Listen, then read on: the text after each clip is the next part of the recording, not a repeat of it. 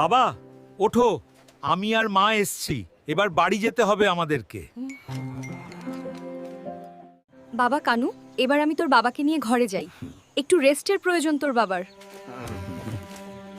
হ্যাঁ মা, তুমি বাবাকে নিয়ে ঘরে যাও। বাবা যাও, তুমি মায়ের সাথে ঘরে গিয়ে এখন একটু বিশ্রাম নাও। আমি তাহলে যাই, একটু বন্ধুদের সঙ্গে আড্ডা মেরে আসি।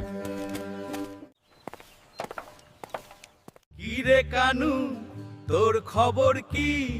তোকে যে কতদিন ধরে দেখা যাচ্ছে না।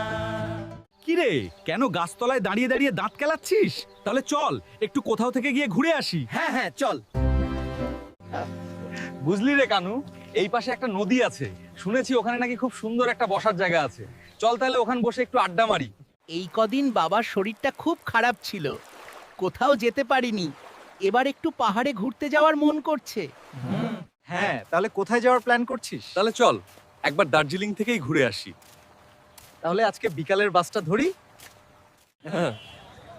এইখান থেকেই তো দার্জিলিং এর বাসটা ছাড়ে, তাই না? হ্যাঁ, এখান থেকে ছাড়ে। এই এখনই বাস চলে আসবে। ওই তো বাস চলে এসেছে, চল তাড়াতাড়ি উঠে পড়ি, না হলে আবার জায়গা পাবো না। হ্যাঁ চল চল। হ্যালো বন্ধুরা, আমরা তো দার্জিলিং ঘুরতে চলে এসেছি। তোমরা কবে দার্জিলিং ঘুরতে যাবে অবশ্যই জানিও। সত্যিই খুব মজা হচ্ছে। অনেকদিন পর আবারও রোপওয়েতে উঠলাম। এবার নেমে কিন্তু মোমো খাবো, খুব খিদে পেয়েছে। সত্যিই মোমোটা অসাধারণ খেতে। হ্যাঁ ঠিক বলেছিস। বন্ধুরা, আমাদের দার্জিলিং ঘোরা কমপ্লিট। এবার আমরা বাড়ি যাব। তোমরা সবাই ভালো থেকো। তো বন্ধুরা, আমাদের নেক্সট ভিডিও দেখার জন্য অবশ্যই আমাদের গল্পের ঝুড়ি চ্যানেলটিতে চোখ রাখুন। ধন্যবাদ।